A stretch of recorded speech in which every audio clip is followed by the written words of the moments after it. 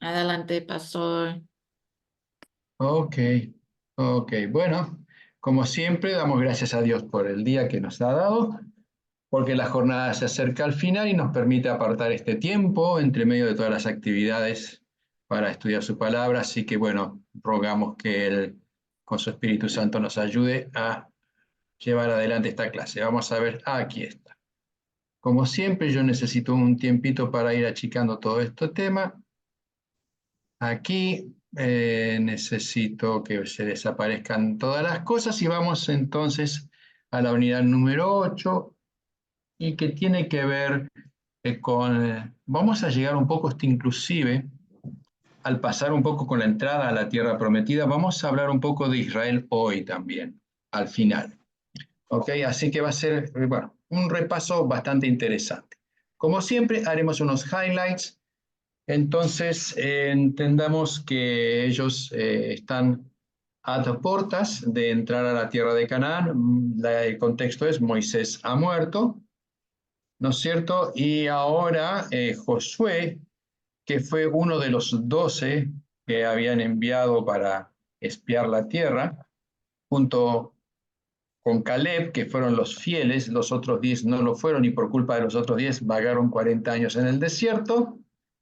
Ahora entonces hay cambio de liderazgo. ¿Ya? Moisés había hecho un excelente trabajo, él los llevó hasta ahí, pero Moisés dijo, ni Moisés ni Aarón van a entrar. Y tampoco iba a entrar toda la generación que había renegado o había, vamos a decir, protestado contra Dios, no confiando en que Él los iba a llevar adelante. Ahora aquí tenemos, ¿no es cierto?, el paso del testimonio en una carrera de posta. Moisés le pasa la posta a Josué aquí. Ya, entonces, cuando hay un cambio de líder, ¿no es cierto? Generalmente nosotros podemos ver a veces en las congregaciones y en las iglesias que eso genera un movimiento en la gente también, ¿no es cierto? Quizás hay, bueno, vamos a ver cómo es, quizás la gente de pronto que estaba muy apegada al líder, bueno, se decepciona, se le baja el ánimo, o otros se animan, qué sé yo. Se producen distintos sentimientos cuando se cambia el líder. Pero hay un traspaso de mando y tal como se lo prometía Moisés, ahora Josué le dice Dios, vamos a hacer lo siguiente, esto es lo que va a pasar. Es decir, el nuevo líder necesita tener no solamente el apoyo del pueblo al cual va a dirigir, sino lo más importante, tener la certeza de que Dios va a estar con él, al igual que lo estuvo antes, porque fue fundamental la presencia de Dios en todo el peregrinaje por el desierto. Y ahora que las cosas se iban a poner bravas porque tenían que conquistar una nueva tierra, no era que iban a entrar a pasear, sino que iban a conquistar y eso significaba mover a los que estaban ahí y colocarse ellos ahí. Entonces no iba a ser fácil y necesitaban tener ciertas certezas. Entonces Dios comienza diciendo, bueno, así como se lo prometía a Moisés, las mismas promesas pasan a ti. Es necesario que te lo recuerdes, Josué. Voy a darles un lugar donde pongan los pies. Tengan esta frase en mente para el final, donde dice, voy a darles cada lugar donde pongan los pies, es decir, donde puedan asentar la planta de sus pies, donde se puedan quedar. ¿Ya? Otra cosa importante, Josué, mientras vivas, vas a ganar siempre. Nadie te va a poder hacer frente. O sea, tenés la victoria asegurada. Eso da bastante tranquilidad.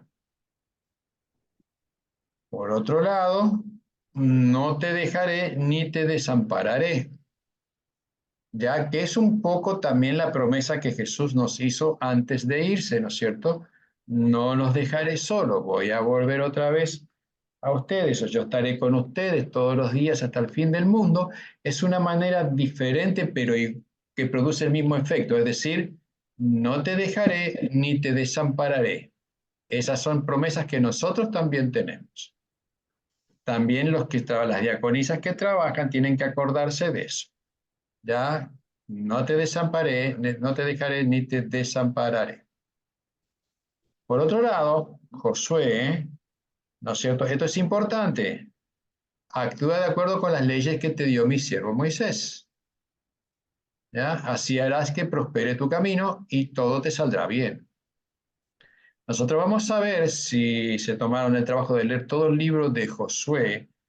Van a ver, y es muy interesante, van a ver cómo destaca esta frase que acabamos de mencionar acá, ¿no es cierto?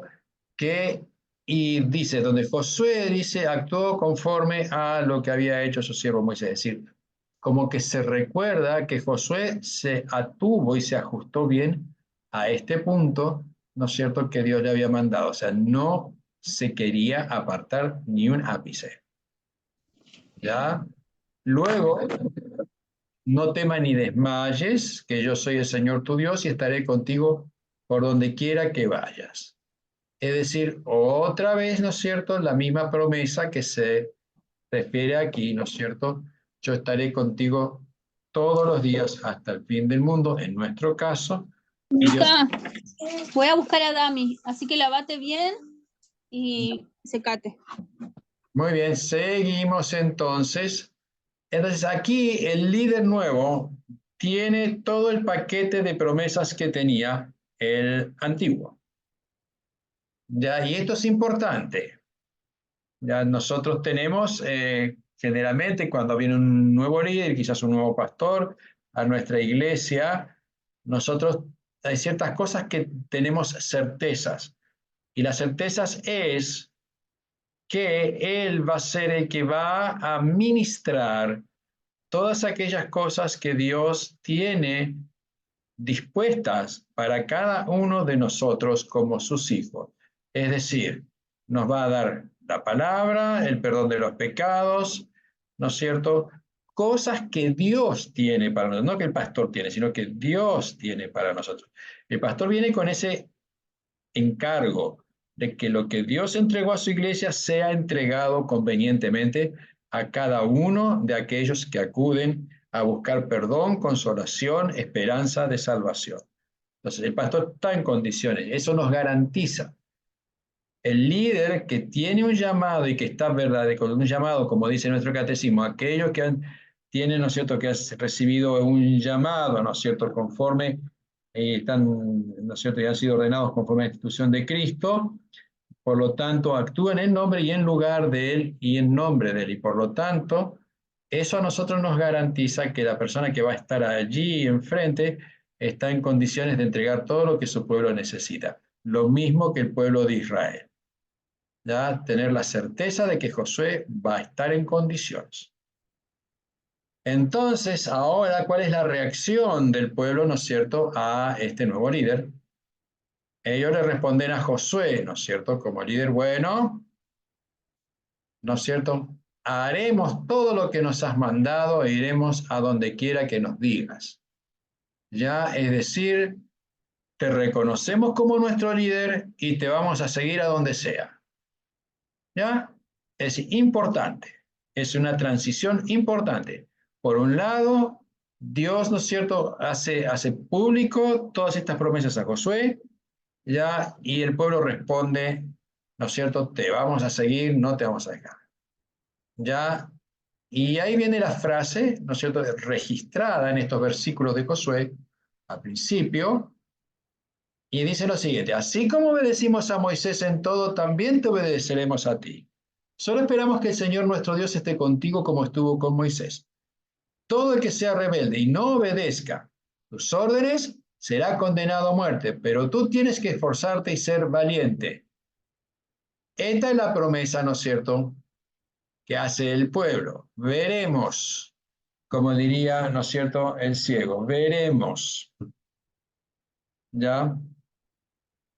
Bien.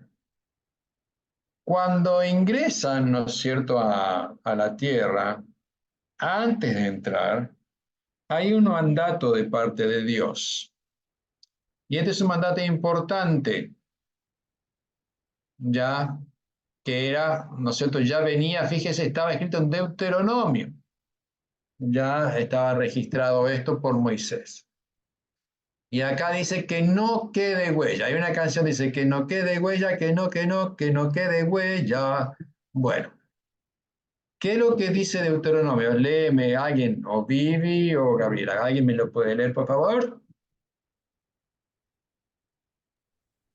Cuando el Señor tu Dios te haya introducido en la tierra en la que vas a tomar posesión y haya desalojado delante de ti a muchas naciones, es decir, a los hititas, jereseos, amorreos, cananeos, fereceos, givitas, jebuseos, que son 7 naciones más numerosas y más poderosas que tú, y el Señor tu Dios te las haya entregado y las hayas derrotado, deberás destruirlas totalmente.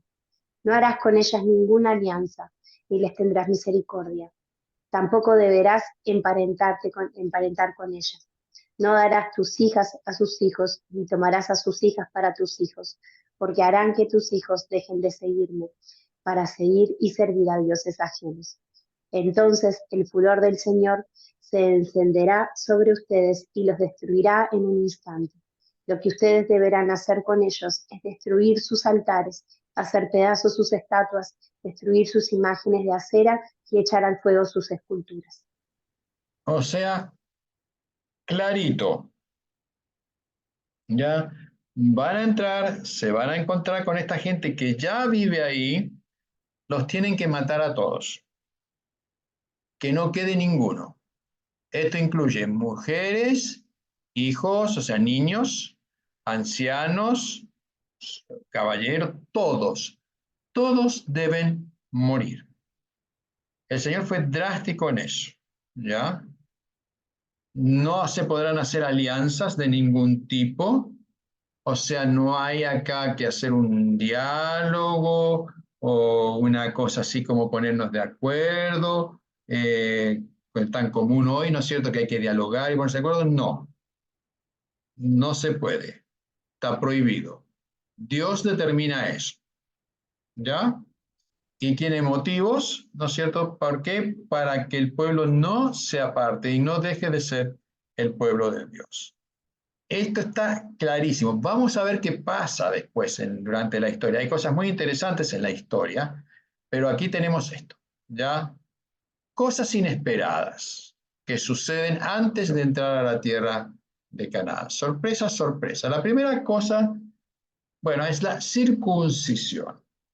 Como había pasado tanto tiempo, ¿no es cierto? Entonces acá Dios manda a Josué a circuncidar ya a los nuevos pueblos de Israel. No nos olvidemos que los otros murieron en el desierto porque habían, vamos a decir, no habían confiado en Dios cuando llegaron al mismo punto que ellos estaban hoy, nada más que 40 años antes. Esos que llegaron 40 años antes murieron todos. Ahora, los nuevos todavía no estaban circuncidados porque habían nacido en el desierto. Así que los circuncidaron a todos. ¿Ya? Fue una circuncisión en masa. Luego celebraron la Pascua. Debe haber sido, bueno, ya la 41, sí, la 41 celebración de la Pascua. Ya celebraron la Pascua en los llanos de Jericó.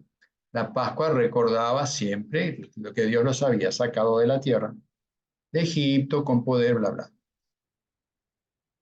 Como habían comido, después de que hicieron la Pascua, comieron del fruto de la tierra, se comieron una manzana, una uva y alguna otra cosita, Dios dijo, bueno, tienen comida suficiente, separa el maná, no más maná, ahora el pan se lo hacen ustedes.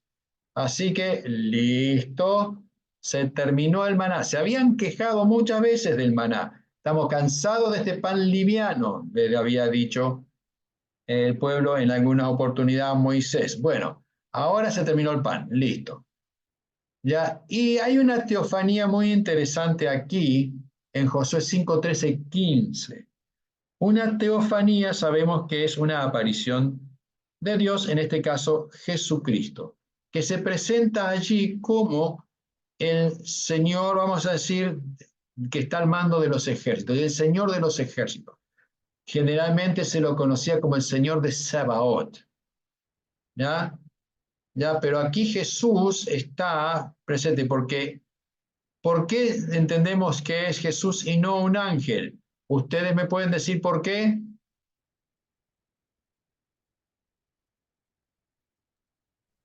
No lo sé, pero como que lo identificó como un señor, Josué, ¿no? Como Hay su un, de- señor. hay un detalle aquí, que, ¿no es cierto?, el lugar es sagrado, ¿no es cierto? Y se postra, ¿no es cierto?, ahí. Entonces, ya entonces José dice, inclinó su rostro en tierra y lo adoró. Ningún ángel aceptó ningún tipo de adoración nunca Claro, es de ningún como ser lo que humano. sucedió con Moisés en la zarza también, ¿no? Era como un lugar Exactamente, santo. Ujú. exactamente. O sea, el único que acepta adoración es Dios. ¿Ya? Bien. Entonces, si adoran a Jesús, una de las señales de que Jesús es Dios también, es porque Él, ¿no es cierto?, permite que sea adorado. Y la Biblia Tengo dice una que lo consulta. adoren. ¿Sí, perdón? Tengo una consulta Sí. en esta parte. Había entendido esto de que él era humano y de que aceptó la adoración. Um, entonces no sería como, Ahí Vivi, te escucho recontra recortado. Vivi, te perdí.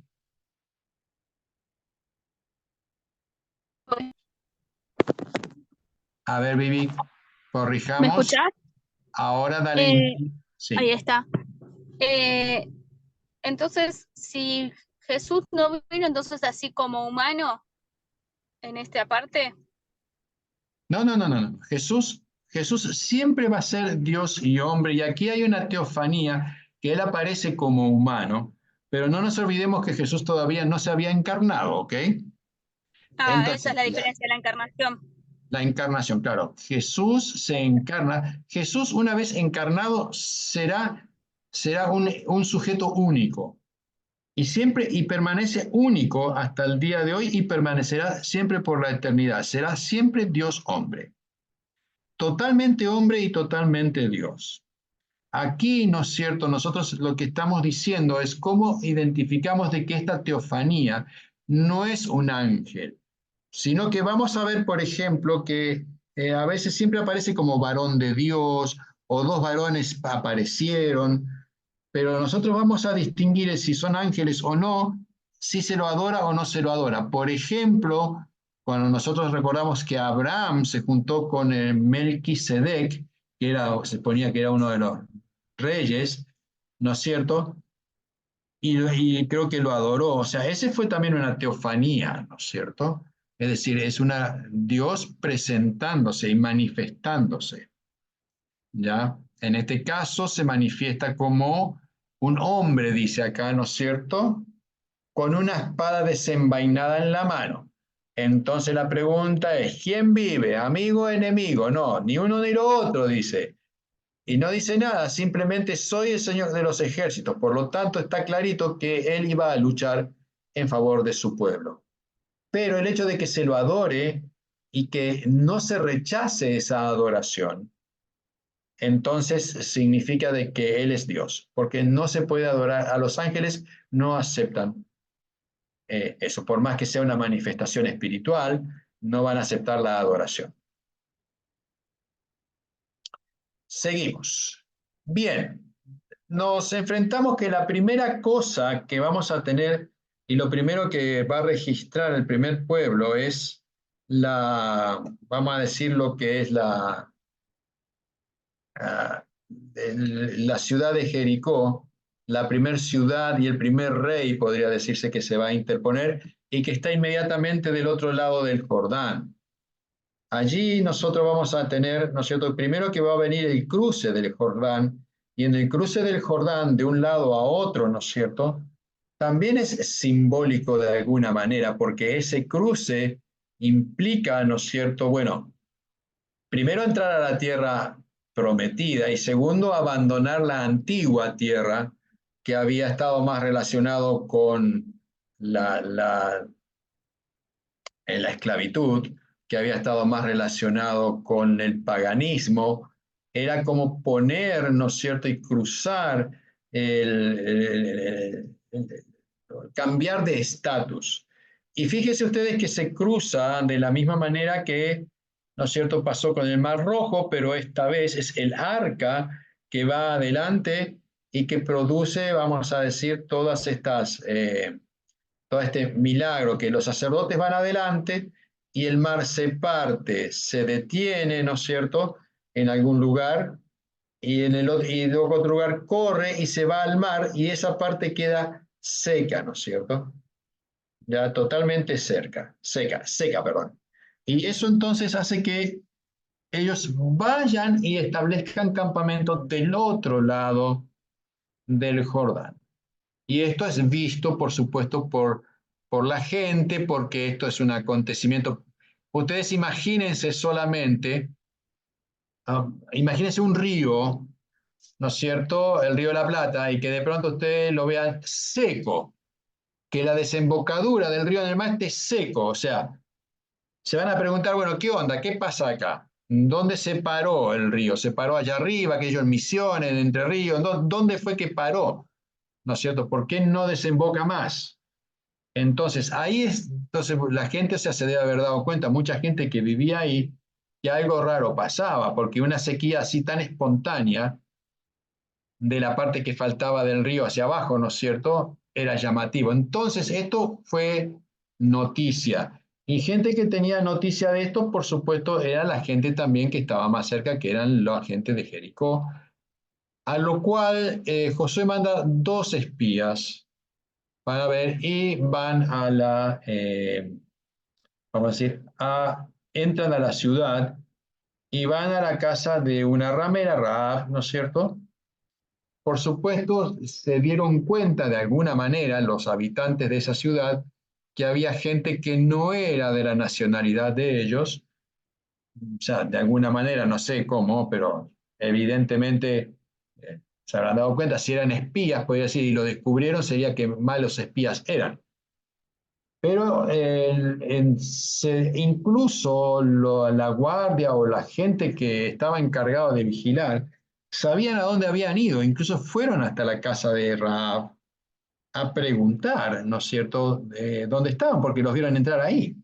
Es decir, hubo un seguimiento, hubo una investigación, o sea, el trabajo policial fue excelente y Rahab, ¿no es cierto?, les mintió. Dijo que ya se habían ido, que aprovecharon que las puertas estaban abiertas y antes de que se cerraran salieron y se fueron y que si se apuraban capaz que lo encontraban por el camino. Pero los había escondido arriba en la terraza, debajo de una parva de heno, ¿no es cierto? Y allí entonces conversó con los soldados allí. Ya, entonces tenemos aquí que ella dijo, bueno, por lo que sabemos, por lo que hemos escuchado, el Dios de ustedes es un Dios poderoso, ¿no es cierto?, que ha hecho grandes maravillas, por lo tanto sabemos que ustedes van a venir acá y van a destruir todo. Así que lo único que les pido es que no nos destruyan a mí y a mi familia, ¿ok? Los que estén dentro de tu casa se van a salvar todos, pero solamente haz alta una cinta roja a tu viejo muro. ¿Por qué pongo así esto? Porque hay una canción, ¿no es cierto?, que habla de ata una... ¿Qué es esta canción? No sé si la escuchan.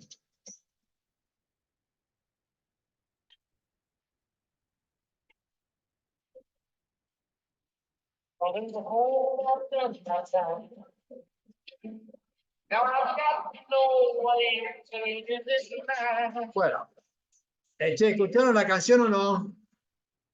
¿Escucharon la canción, sí o no? Un pedacito.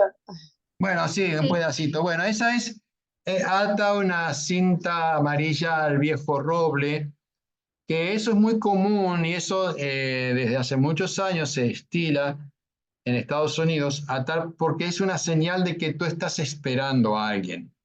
Por ejemplo, cuando los soldados se van a la guerra o algo así, o alguna gente ata una cinta amarilla a un roble, y esa es la señal de que te estoy esperando.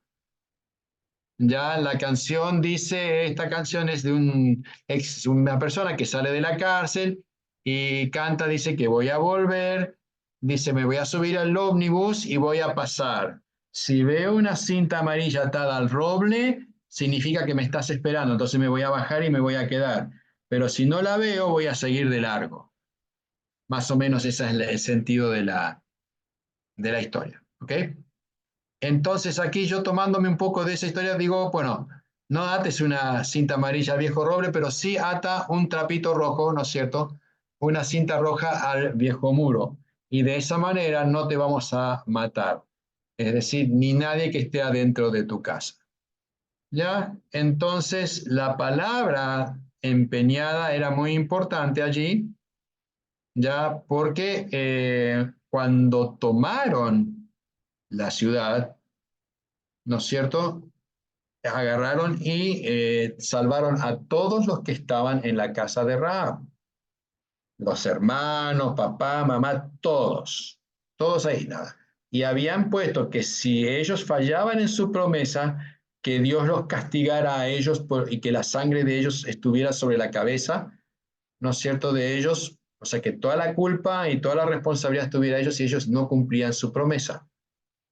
Y la cumplieron, ya con una persona que no era del pueblo de Israel, con un pueblo que no había que hacer alianzas, sin embargo, con ella personalmente hicieron una alianza. Ya luego nosotros vamos a saber que en Mateo 1:5 tenemos que Rahab forma parte de la genealogía de Jesús porque ellos se integraron al pueblo de Israel y Rahab se casó con un israelita que pasó a ser ascendiente de Jesús, es decir, forma parte de la genealogía de Jesús. Ya Rahab, y es interesante que se la menciona allí. Hay pocas mujeres a las que se mencionan en la genealogía de Jesús. Una es Rahab, otra es Ruth y otra es María. ¿Ya? Entonces, aquí tenemos salvación a primera vista. Fíjense ustedes que Rahab, ¿no es cierto?, confió y creyó que el Dios que acompañaba a Israel era un Dios vivo, era un Dios activo, no era un Dios muerto, un Dios de piedra, sino que era un Dios que estaba vivo porque hacía maravillas, ¿no es cierto? Entonces, esta mujer, en la distancia y a través del testimonio de las obras grandiosas de Dios, ella ya creía, ¿no es cierto?, que había un Dios distinto. Ya, la orden que había sido dada al pueblo de Israel era, no tenían que llevarse nada. O sea, la orden era, maten a todos, quemen todo. Ya, eso era la orden, nada. Ya, porque era todo anatema. Sin embargo, como siempre pasa, ¿no es cierto? En todo grupo grande siempre hay alguien codicioso allí y se llevaron algunas cosas. Y eso quedó en evidencia cuando atacaron o quisieron conquistar la segunda ciudad de Jai. Eran como 2.000 hombres, 2.000 soldados, los israelitas eran como 50, 100.000, qué sé yo, era un montón. Pero resulta que van a atacarlo, incluso dice, mandemos a alguno nomás, dice Josué, porque son muy pocos, es un pueblo muy chico, quizás con un poco lo vamos a asustar. El asunto es que los de Jai salieron y hicieron huir a los soldados de Israel y encima le mataron a 36 hombres. Eso generó un despelote más o menos dentro del campamento porque medio como que se les tambaleó la fe porque dijeron, ¿cómo es posible? O sea, destruimos a Jericó solamente pegando una vuelta alrededor, ¿no es cierto? Se cayeron los muros y ahora estos nos derrotan. Bueno, entonces Josué va y despotrica a Dios y dice, pero ¿cómo es posible? Fíjate, nos sacaste y ahora estos nos hacen correr.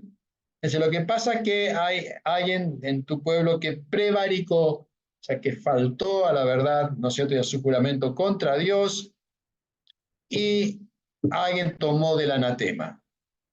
Y entonces fueron por descarte, ¿no es cierto? Hicieron un sistema. Primero, bueno, a ver, de las tribus, ¿cuál fue? Judá, listo. Después fueron ya, de Judá, las familias de Judá, bueno, tanta. Bueno, dentro de la familia de Judá, tal. Y así fueron achicando hasta que llegaron a Acán, que se había robado un manto muy bonito, ¿no es cierto? Y un poco de plata y oro, y así que lo puso debajo de la tienda.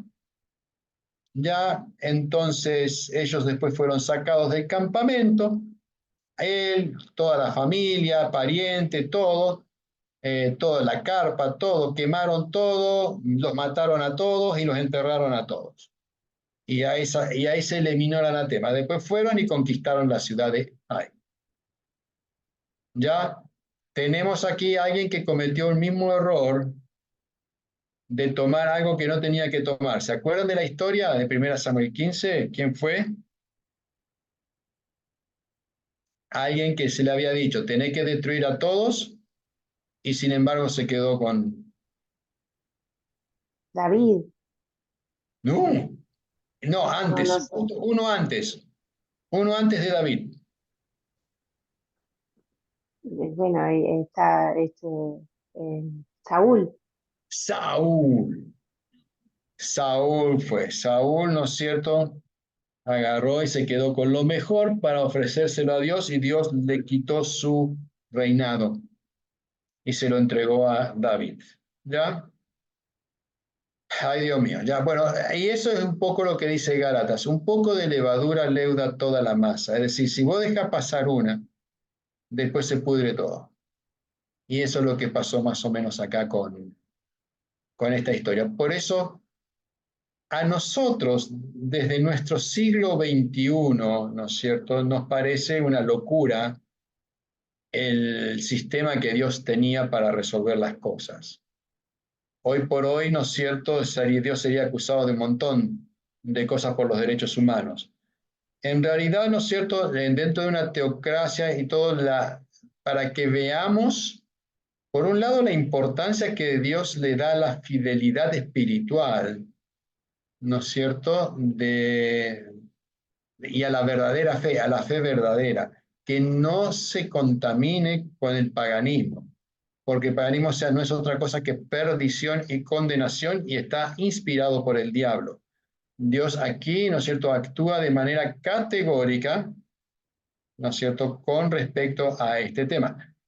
Nosotros vamos a entender que Dios va a actuar de manera mucho más categórica con el diablo cuando Jesús muera en la cruz y resucite, porque ahí definitivamente aplasta la cabeza de la serpiente.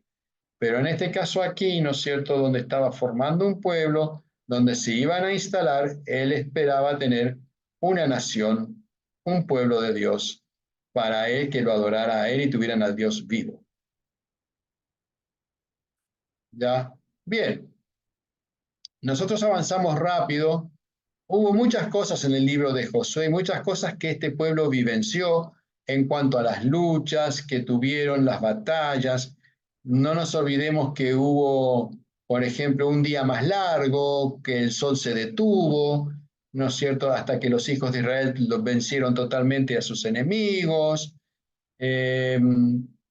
Hubo muchas cosas en este tema, pero lo más importante es que Josué logra introducir al pueblo de Israel dentro de la tierra prometida y distribuyen, conforme había dicho Moisés que se tenían que distribuir, la tierra, ¿no es cierto? La tierra que que habían conquistado.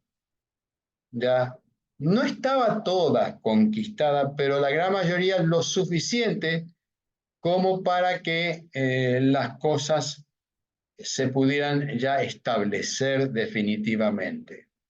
Entre medio de esas hubo muchas cosas, ¿no es cierto? Hubo gente que con mucha astucia logró hacer alianzas con el pueblo de Israel y ellos, por lo tanto, cumpliendo su palabra, no destruyeron a esos pueblos. Dios no estaba a favor de eso, sabía que eso iba a traer consecuencias a la larga, más temprano que tarde. Sin embargo, Josué llega y cumple con la tarea de introducir a todo el pueblo en la tierra, pelear las batallas que había que pelear, las más importantes, destruir y derrotar a la mayoría de los pueblos que estaban allí, y ahora llegaba el momento de la despedida. Y entonces, ¿qué es lo que hace?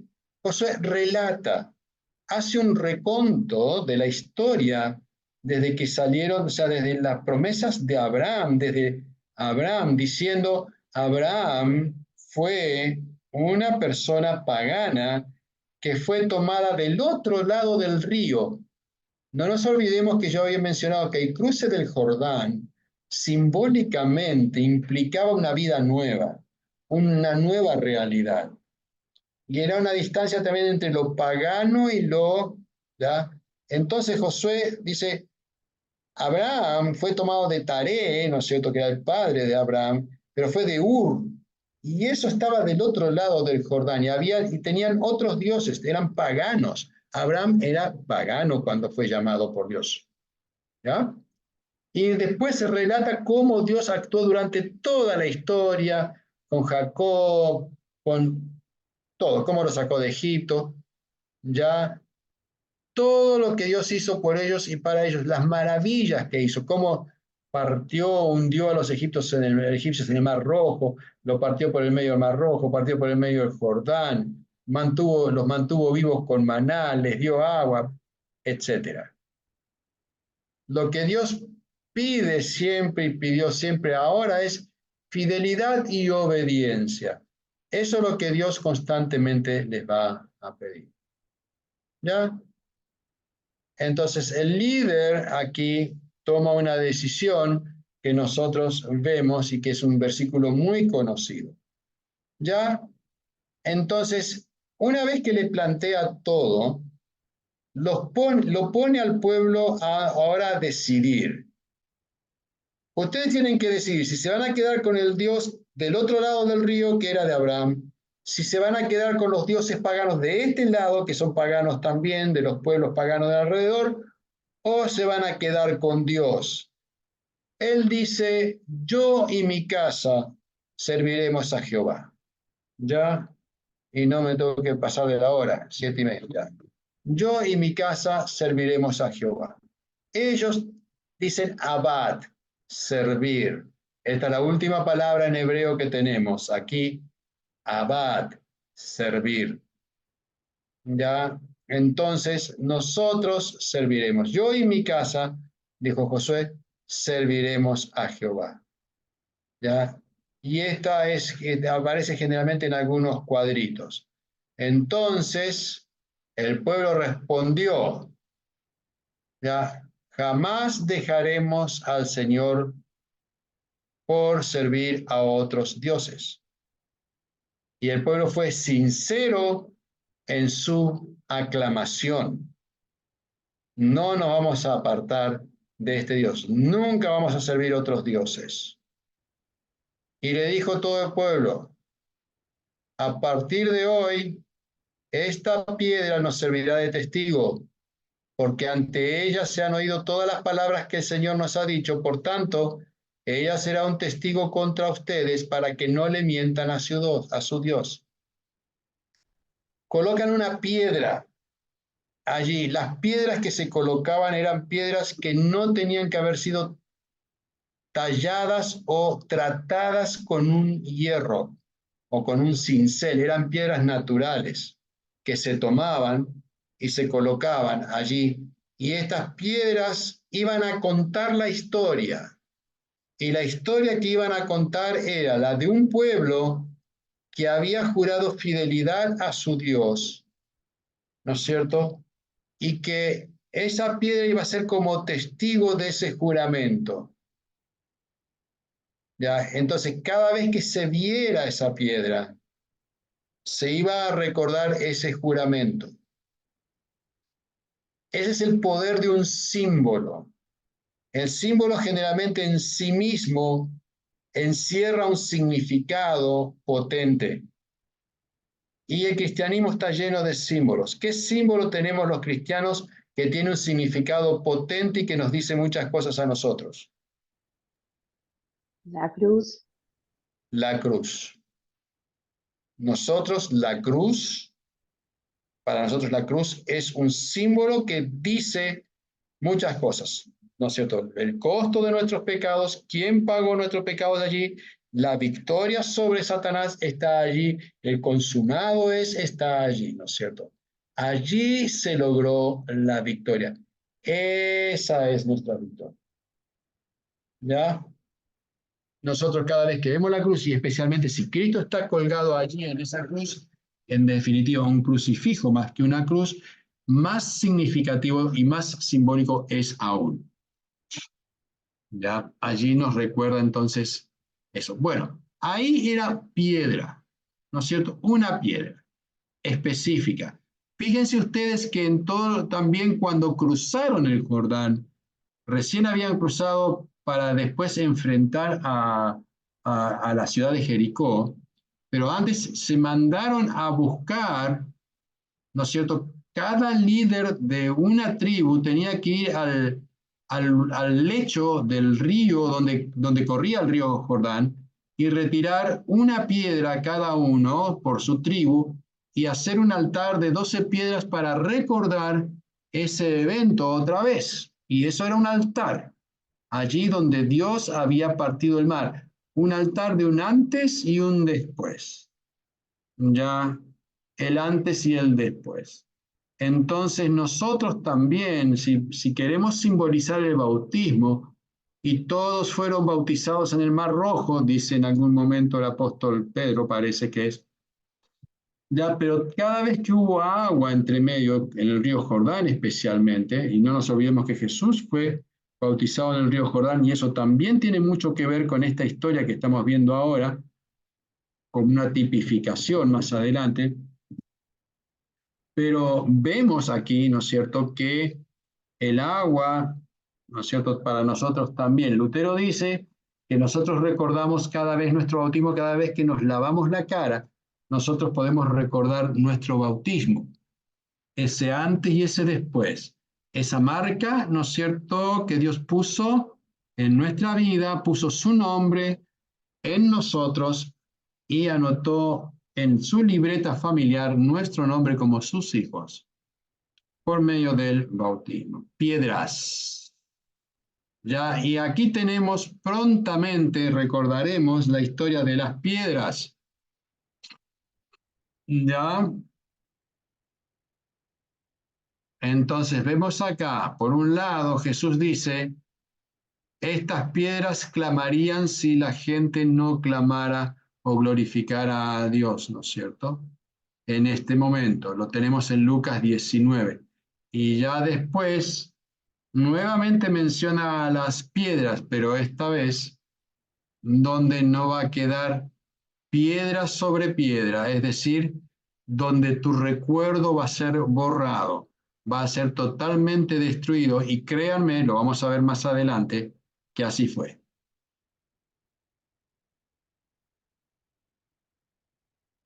Luego entramos a los jueces. Josué, bueno, muere, es enterrado, ya más o menos estaba todo más o menos arreglado, pero, y ahí tenemos el pero, que entramos al periodo de los jueces. Ya, y Dios tiene que nombrar jueces. ¿Por qué tiene que nombrar jueces? Porque después de ellos vino otra generación que no conocía al Señor, ni sabía lo que el Señor había hecho por Israel. ¿Ya?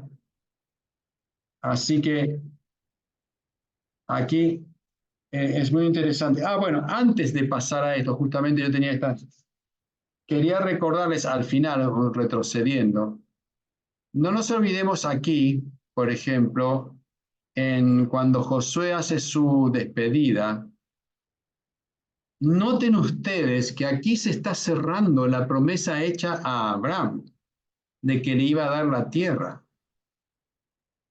O sea, una parte de la promesa de que se le iba a llevar una tierra nueva y se le iba a entregar a su pueblo, se cumple aquí cuando Josué termina de dar su discurso, se cierra esa parte de la promesa. La que quedaba todavía era, en ti serán benditas todas las naciones.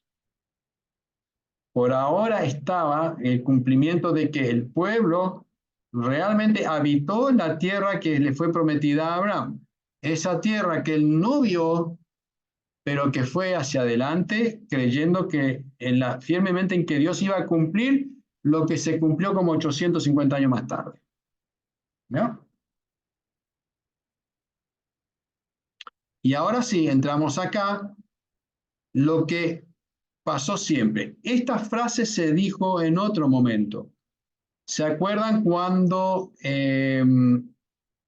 José murió, el hijo de Jacob, que había sido vendido como esclavo a Egipto y que había hecho cosas tan importantes y que después el pueblo fue para Egipto y Josué le dio buenas tierras a todos, ya, y todos se quedaron ahí, las 12 tribus de Jacob y toda su familia, pero dice después que pasado el tiempo vino un faraón que no conoció a José y que no sabía todo lo que José había hecho, y eso cambió totalmente el foco del tratamiento que tenía con el pueblo de Israel, y el pueblo de Israel pasó a ser enemigo y un peligro. Otra vez aquí pasa lo mismo. Después de ellos vino otra generación que no conocía al Señor, ni sabía lo que el Señor había hecho por Israel. O sea, realmente, ¿qué falló aquí? ¿Qué falló en el medio? ¿Qué pasó? ¿Cómo es posible que se hayan olvidado? ¿Qué pasó con las Pascuas? Que era un elemento para recordar generalmente las obras maravillosas de Dios, especialmente lo que había hecho a sacarlos de Egipto. Se había abandonado todo, se había perdido. La iglesia, podría decirse, entró en un oscurantismo total. Se fue y se perdieron detrás de otros dioses. ¿Ya? Si ustedes ven el Estaban en periodo de una los jueces, nación extranjera, ya. ¿no? Entonces, ¿cómo? Perdón. Estaban en una nación extranjera. Bueno, o sea, ellos estaban en su propia tierra porque ya cada uno estaba en el lugar que le había correspondido. Habían copado todo, incluso, ¿no es cierto?, habían hecho la promesa de que nunca se iban a apartar de Dios, de que nunca iban a olvidar a este Dios, pero las generaciones pasan. Y pasa también a nosotros en el día de hoy, que nosotros vemos cómo cambian los chicos, los jóvenes de hoy en día. Pero ¿qué pasó? ¿Cómo es que los jóvenes de hoy en día están tan cambiados? Es que las familias han cambiado también. Y los énfasis en las familias también han cambiado, junto con los tiempos. ¿No es cierto? Y como familia nos hemos descuidado quizás en la educación de nuestros hijos, en el traspasar la fe a nuestros hijos, y vemos hoy con sorpresa que los jóvenes están yendo de la iglesia y no nos hemos ayornado desde el punto de vista de lo espiritual a una iglesia quizás más demandante, a un contexto más demandante, donde la fe es puesta mucho más a prueba y mucho más cuestionada que en otros momentos de la historia, y que se condice un poco con la palabra de Dios, donde pregunta al final si cuando el Señor venga quedará fe en la tierra. Es decir, pero yo pienso que la misma pregunta quizás debe haber tenido la gente que todavía permanecía un poco fiel en este periodo tan oscuro, que nosotros vamos a conocer como el periodo de los jueces. ¿Ya? Entonces, generalmente el pecado y que traía sus consecuencias era el pecado de idolatría. Entonces, generalmente eso se pagaba, ¿no es cierto? Se pagaba en la vida real, con un mal pasar. O venía un pueblo y te tomaba y perdía la batalla y quedabas esclavo, tenías que pagar tributos. Ya, entonces había un momento que el pueblo clamaba al Señor, ahora sí, cuando estaban dificultades, cuando estaba padeciendo las consecuencias de sus propios actos, Dios enviaba a un juez para que los liberara y trajera alivio a ellos, y el pueblo se enfocaba en servir al Señor. Eso le duraba un tiempo, después otra vez caía. Y ese círculo del pecado que se llaman Jueces, es un círculo con el cual nos podemos sentir identificados. Si bien nosotros corremos con la perspectiva, o sea, con la ventaja de la perspectiva temporal, nosotros podemos mirar hacia afuera, leer la historia, saber qué es lo que pasó. Ellos no sabían eso.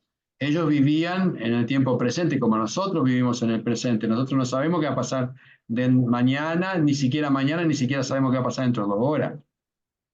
Es decir, entonces ellos más o menos eran lo mismo, y eso a nosotros nos pasa también.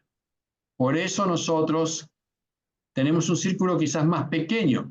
Por eso Lutero insiste en su catecismo, ¿no es cierto?, con pesares, ahogar al viejo hombre con pesares y arrepentimientos diarios. No dice junten los de la semana y después me los traen todo el domingo.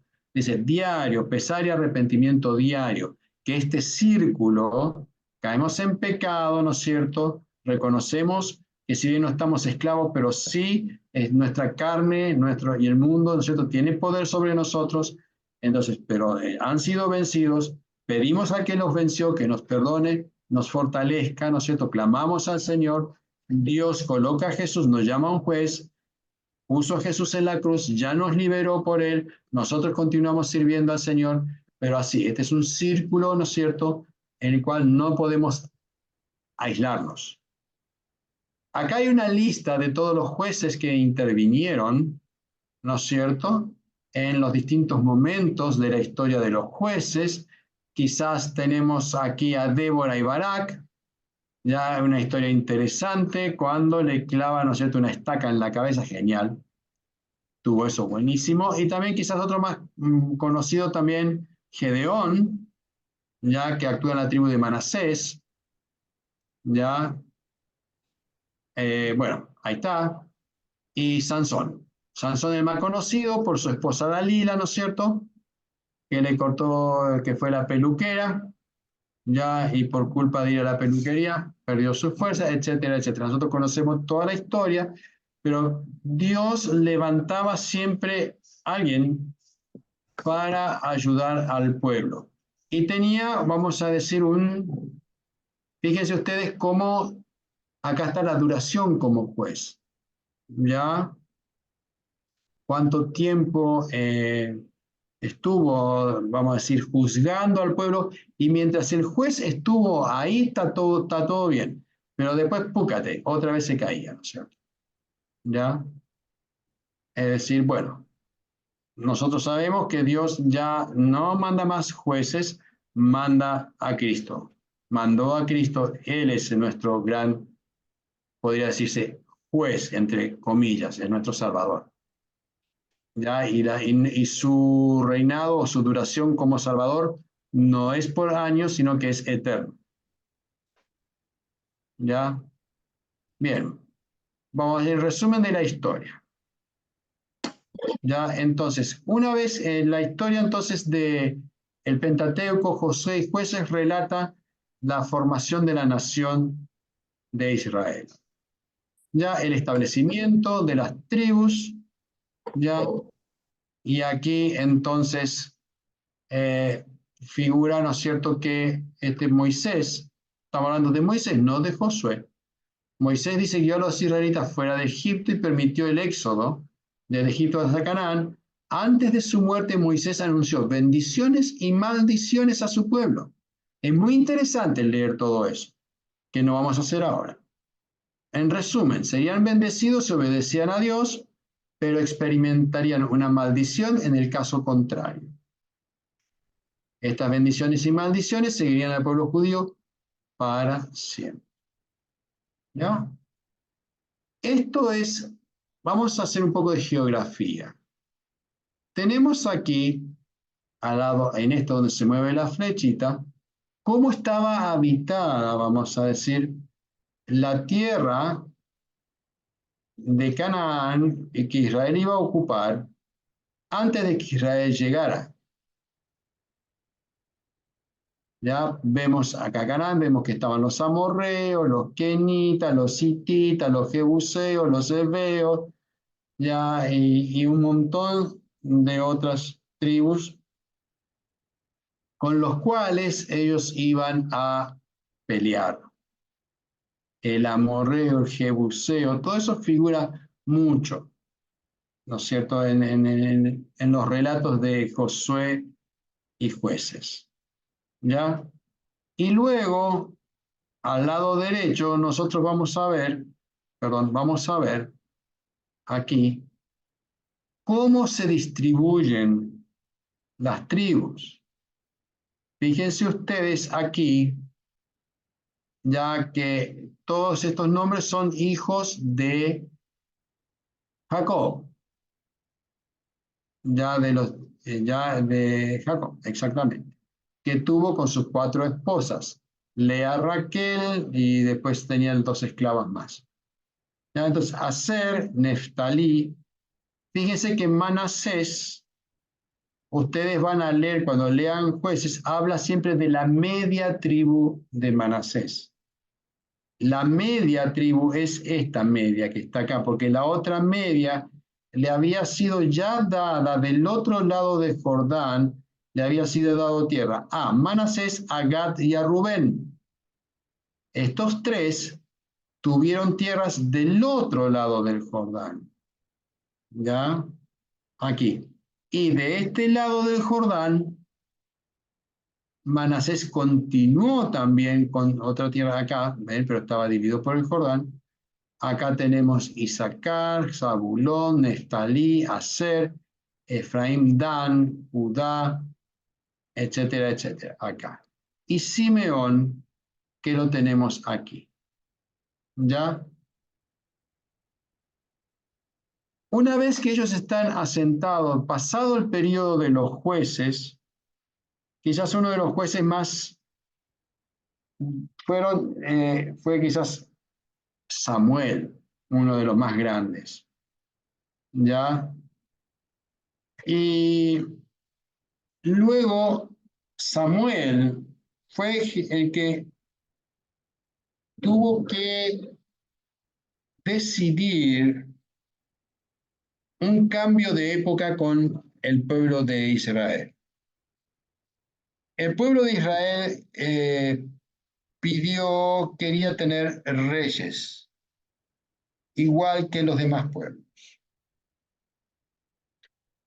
Samuel estuvo en una disyuntiva acá, porque el rey de Israel siempre había sido Dios, que era una teocracia. Pero ahora el pueblo se plantaba y decía, no queremos más, como decir, no queremos más tener a Dios como rey, queremos ser como los demás, como los que están a nuestro alrededor, no queremos ser una excepción. Y a nosotros también nos gustaría tener un rey. Entonces Samuel va y consulta con Dios, ¿no es cierto? Y medio así como diciendo, ¿qué puedo hacer? Y Dios le dice, bueno, agarrá y dales un rey. Pero avísales a qué se tienen que atener cuando tengan un rey. Perfecto, entonces Samuel les explica que cuando tengan un rey van a tener que pagar impuestos, que van a tener que entregar a sus hijos para formar parte del ejército, a sus hijas para ser parte del harem, ¿no es cierto?, del rey. O sea, que van a perder de alguna manera cierta libertad, ¿no es cierto? ¿Ya? Y que no van a trabajar para ellos, sino que van a tener que trabajar para un rey también. Aparte, no nos olvidemos que ellos, la única tribu de Israel que no tenía tierras, era los levitas. A los levitas se le daban ciudades donde vivir, pero no tierras. ¿Ya? ¿Por qué? Porque los levitas debían vivir de las ofrendas de las demás tribus, ¿ya? Que los tenían que sostener, porque ellos no tenían tierras. ¿Ya? Entonces, una vez que Samuel les explica, bueno, nombran a Saúl como primer rey. Y Saúl fue el primer rey y tenía toda la pinta de rey, era alto, buen mozo, ya, pero no obedeció a Dios en un momento y pasó a David, uno de los hijos de Isaí, el menor, el que estaba cuidando las ovejas en el campo. Cuando Samuel fue a buscarlo, lo único que encontró estaban todos los demás hijos, menos David, hasta que lo mandaron a llamar y ahí Dios le dijo, bueno, ese muchacho es. Y ahí le tiró aceite en la cabeza y lo ungió como rey. Y ese reinado iba a asumir una vez que Saúl fuera muerto. Pero con la dinastía de David comenzó entonces un excelente tiempo para Israel.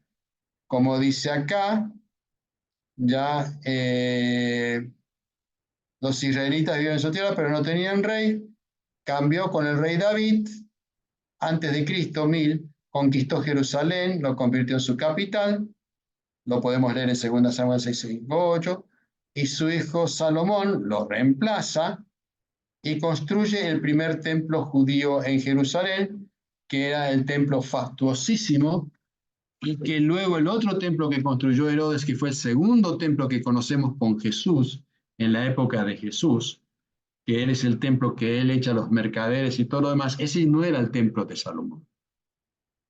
El templo de Salomón era lujosísimo, riquísimo. Ya todo era piedras preciosas y oro, era una cosa impresionante. Ya, pero eso fue destruido después, más adelante, por Nabucodonosor. Ya, pero aquí entonces fue un reinado espectacular.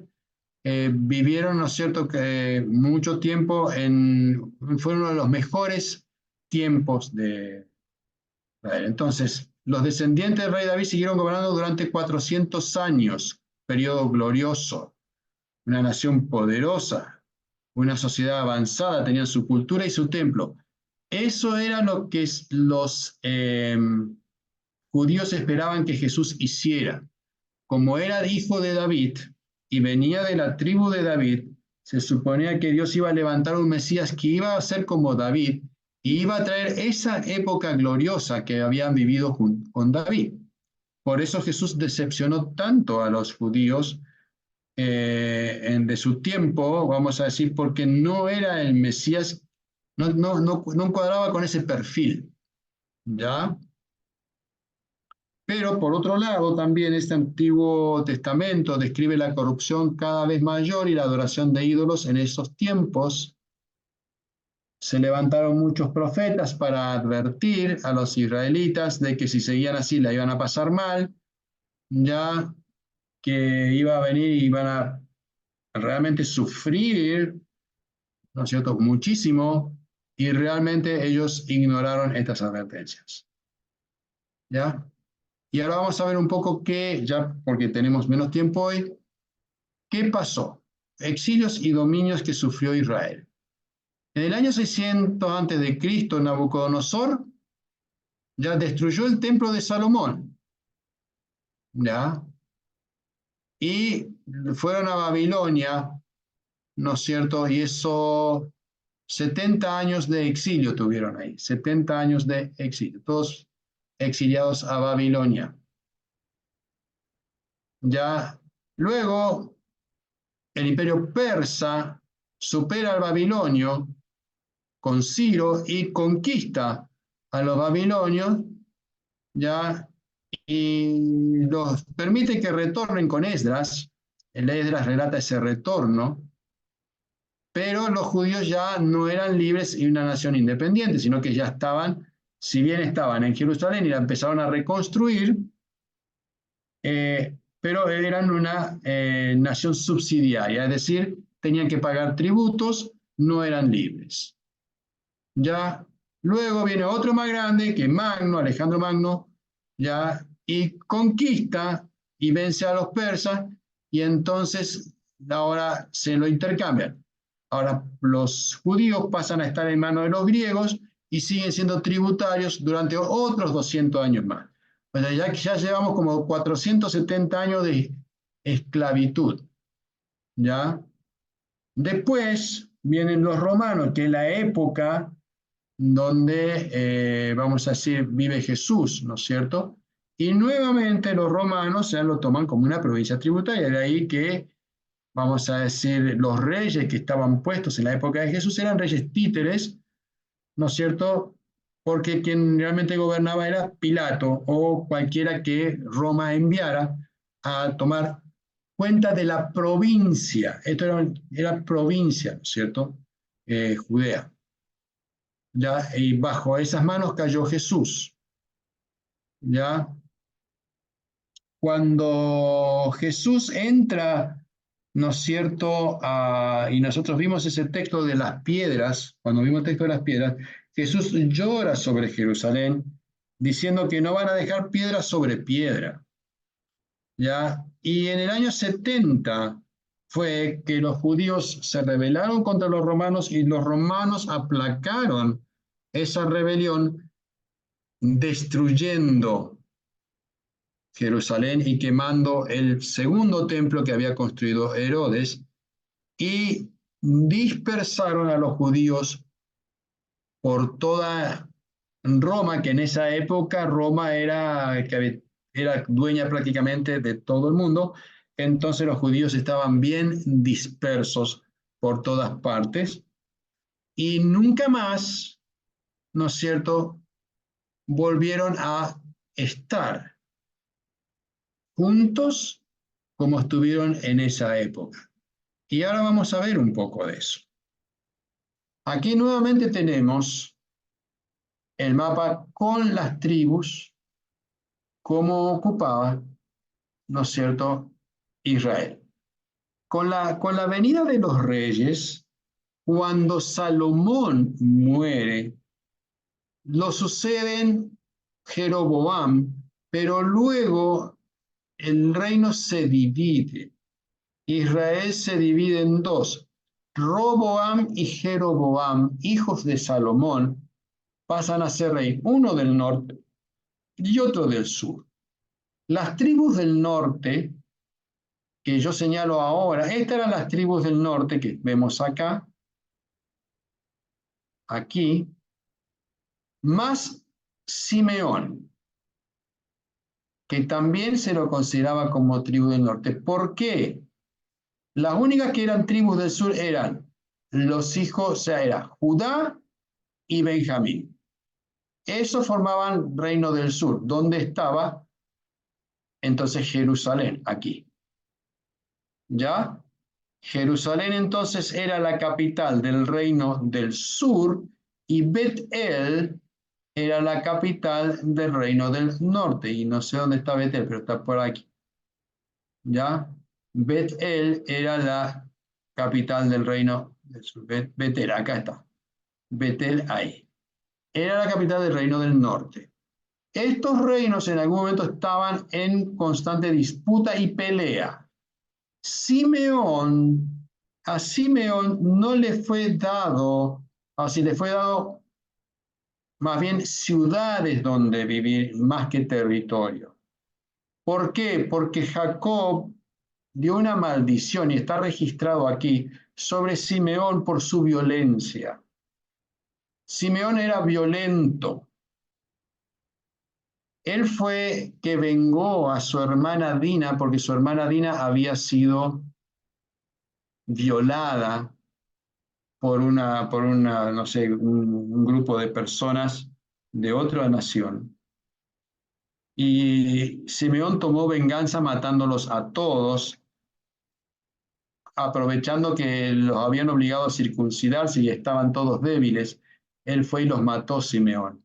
Y eso trajo mucha desgracia, y Jacob, ¿no es cierto?, él maldijo a Simeón y no tuvo, vamos a decir, descendencia. Incluso Simeón se supone, bueno, no se supone, José, cuando sus hermanos fueron a Egipto a pedir comida, cuando él mandó, ¿no es cierto?, por primera vez a los hijos a ir para volver a su padre, dejó preso a Simeón. Mandó a los otros y que fue a buscar, o sea, vayan a buscar a Benjamín, porque Benjamín no había ido, como era el menor, Jacob no lo dejaba ir. Todos fueron menos Benjamín. Entonces, para asegurarse de que iban a volver con Benjamín, José lo mandó a todo de vuelta, pero dejó a Simeón preso. Y se supone que Simeón lo dejó preso porque fue uno de los más entusiastas en querer vender o matar a José antes que venderlo, cuando lo hicieron y atraparon a José en el desierto y lo vendieron para Egipto.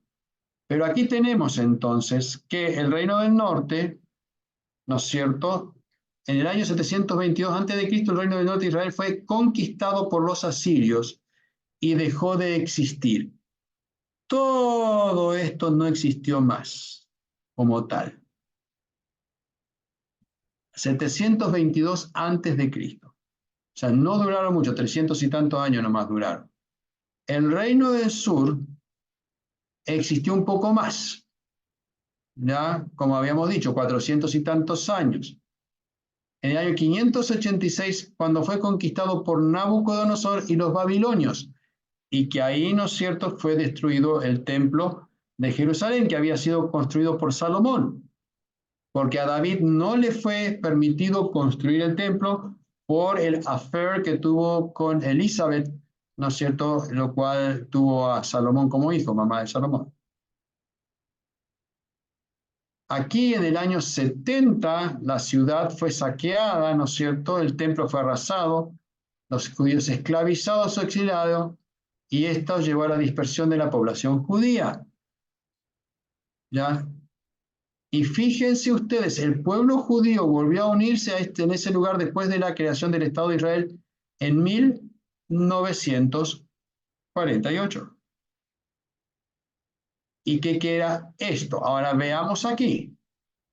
Acá tenemos el Mar Muerto y acá tenemos Israel.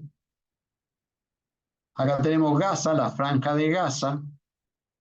Acá tenemos los altos del Golán. Y acá vamos a ver después cómo están mezclados los palestinos y los israelitas. Pero acá tenemos el Mar Muerto. Todo esto era, ahora fíjense, estamos solamente con esta partecita aquí. ¿Ya? De Israel. Acá tenemos entonces nuevamente lo que es hoy Israel. Acá tenemos Estado árabe, esto vendría a ser Palestina, ya, o sea, no judío, vamos a decir, ya, esto es Palestina aquí, y esto es Palestina acá, pero esto está poblado por árabes. Palestina acá está en medio de Israel, Israel está por el costado, Palestina está acá, Franja de Gaza está acá. ¿Ya? Acá tenemos Beersheba y acá tenemos otra visión, Estado árabe es amarillo, Estado judío es lo naranja. ¿Ya? Y ahí es donde se pelean. En Deuteronomio, ¿no es cierto? Cuando habíamos mencionado a Moisés, y ya terminamos aquí, con una de sus, justo, con sus maldiciones, las maldiciones que era, fíjense ustedes, dice Deuteronomio 28:65, ni siquiera entre estas naciones descansarás, ni la planta de tu pie hallará reposo, pues allí el Señor te dará un corazón temeroso y tus ojos desfallecerán y tu ánimo decaerá. Dios había dicho al principio, con la promesa de Josué, que le iba a dar un lugar donde descansar la planta de sus pies. Aquí ahora, donde iban a estar en constante movimiento, en constante huida, en constante opresión, que no iban a poder descansar sus pies, iban a estar constantemente caminando. No va a hallar reposo la planta de tu pie, no te vas a poder quedar. ¿Ya? Más aún, todas estas son palabras de Moisés. Todas las naciones dirán, ¿por qué hizo esto el Señor con esta tierra? ¿Qué significa el ardor de este gran enojo? Y se les responderá, es que se apartaron del pacto que el Señor, el Dios de sus padres, concertó con ellos cuando los sacó de Egipto. Nosotros nos sorprendemos muchas veces por cómo es posible que al pueblo judío sea tan sufrido, tan perseguido, Yo creo, y esto es una opinión personal, que tiene que ver un poco con el haberse apartado del Dios verdadero y por haber sido el pueblo de Dios y no tener esa paz, ¿ya? Que solamente Cristo puede dar. Y en este caso ellos, ¿no es cierto?, constantemente están padeciendo. Aquí tenemos, ¿no es cierto?, también que todos los amarillos son ismaelitas, hijos de Abraham también, pero con Agar, la esclava. Y aquí están luchando contra también los hijos de Abraham, pero con Sara e Isaac. Isaac, Y Dios también dio promesas para Agar y para Ismael. sí, que iban a ser una nación fiera, una gran nación, pero fiera, peleadora, ruda. Y aquí, ¿no es cierto?, vemos cómo, vamos a decir, cómo Moisés, estos textos que están acá, ustedes podrían leer estos pasajes, son increíbles. Si leen estos dos capítulos, 28 y 29, no lo van a poder creer todas las cosas que dice. Yo tomé un pedacito nomás aquí. Está muy bueno. Bien, ya terminamos, solamente para recordar todas las palabras que estuvimos aquí. Cada palabra ha tenido un significado muy importante. La última que vimos es servir y que está mucho en relación con ustedes. Hubo un compromiso de parte, ¿no es cierto?, de Josué. Yo y mi casa serviremos al Señor. Y ese es un poco el compromiso que todo cristiano busca hacer con el Señor, de decir, yo y mi casa serviremos al Señor. Y nosotros siempre rogamos que eso sea posible, de que Dios les dé la dicha y la felicidad de que toda su casa, ¿no es cierto?, pueda servir al Señor. Tenemos aquí del Antiguo Testamento hacia el Nuevo. Cómo Dios creó el mundo con la palabra, esa palabra con la que Dios creó el mundo se encarna en Cristo. Vimos los tipos y vimos los antitipos, es decir, Cristo y los sacramentos. Eso fue tipificado en el Antiguo Testamento, que era la sombra, y ahora todo la luz la trajo Cristo. Vemos que las teofanías que logramos identificar en el Antiguo Testamento se hicieron patentes en Cristo, el Dios mismo encarnado. Ya no más oscuridad. Claramente Jesús era Dios, era el Hijo de Dios, ¿no es cierto? Ya quien vio al Hijo vio al Padre. Los hechos poderosos registrados en todo el Antiguo Testamento, manifestados con los milagros de Jesús, ¿no es cierto?, en favor de la gente, y su hecho más poderoso, la resurrección. Ya acá tenemos en el Antiguo Testamento peregrinaje en el desierto, padecimientos, la ley imperando, los sacrificios. Acá tenemos los padecimientos, la muerte, la resurrección de Cristo, no de las personas, sino de Cristo en nuestro lugar, el Evangelio que nos libera de todas las exigencias de la ley. Dios estableció un pueblo y lo colocó en su tierra. Dios establece a su iglesia en todo el mundo, de lo cual ustedes son parte. Hasta aquí, estimadas chicas, hemos llegado. Vamos a parar de compartir entonces aquí esto. Ya está. Esto es lo que vimos, esto es lo que quisimos destacar. Esto es muy resumido. Les recomiendo muchísimo que lean el libro de Josué, el libro de los jueces.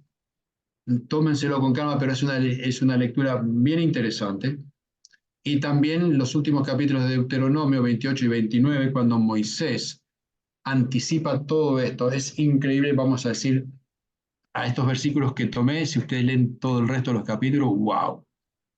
Ya es impresionante y uno dice, por un lado, qué bendición, pero por otro lado también, qué terrible cuando ellos se apartaron de Dios, ¿cierto? Si hay alguna pregunta, ustedes están libres de hacerla. Cumplimos bastante bien con el horario, me pasé 7 minutos.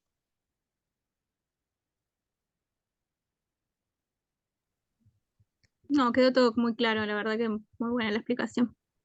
Ok, muy bien. Bueno, No pastor, sé cuándo nos vamos a volver a ver ustedes y yo. tal vez algún día sí. Sí, sí, en el cielo seguramente, pero también Ay, más probable por Zoom o algo. algún día vamos a ir para allá, vamos a Sí, ir. tenemos que visitar, ¿verdad? Buenos Aires está a la vuelta. Así que, bueno, Pero chicas, bueno, muchas gracias por su atención. Lo que sigue es el examen final. Para el examen final pueden utilizar sus manuales y Biblias, no hay ningún problema. Eh, porque si entendieron conceptualmente las cosas van a tener éxito y eso se va a mostrar en el examen. Y si pueden tratar de entregar esto antes del 1 de abril, tener una semana, así que durante las semanas antes de que tal vez están ocupadas, pero para no dejarlo, porque después es otra cosa por hacer, ¿verdad? Y bueno, vamos a terminar con una pequeña oración, vamos a darle unos 20 minutos de descanso y luego seguiremos con la orientación si ustedes pueden estar ahí, por lo menos para parte de eso. Así que, Pastor, ¿puedes terminar con una pequeña oración? oh, claro que sí, claro que sí. Y Bueno, gracias Señor por este tiempo que nos diste, de poder estar juntos. Y ahora, Señor, pedimos que tú nos acompañes en todo lo que queda, no solamente del día, sino también de nuestras vidas y de nuestro servicio a tu iglesia. Así que, Señor, bueno, anímanos con tu Espíritu Santo para que podamos estar firmes.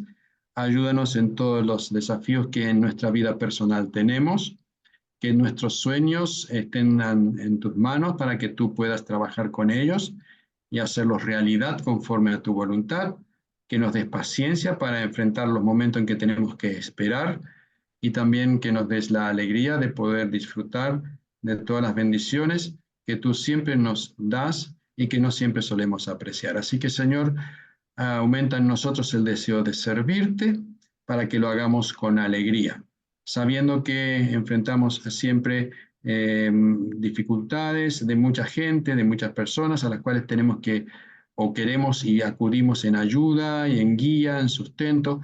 Así que, Señor, estamos en tus manos. Somos privilegiados de poder servirte, de que tú nos has llamado en cada una de nuestras vocaciones y también en estos roles especiales en el servicio dentro de tu iglesia. Cuida de nuestros hijos, de nuestras familias, de todos nuestros seres queridos, los que están cerca, los que están lejos, los cuales encomendamos en tus manos, y todo aquello que está en nuestro corazón y que está de acuerdo con tu voluntad, Señor, haz que prospere para tu gloria y nuestra calma, paz, seguridad y alabanza. En el nombre de Jesús. Amén. Amén. Bueno, chicas, gracias, Pastor. Voy a poner el enlace de la orientación ahorita en el grupo, otro enlace, pero no quería que se confundan los dos enlaces, así que ahorita Muy pongo bien. algo ahí. Un gusto, chicas. Que Dios las bendiga. Nos vemos. Bien, bye bye, Gracias. buenas noches, bye bye. Chao. Chao, chao.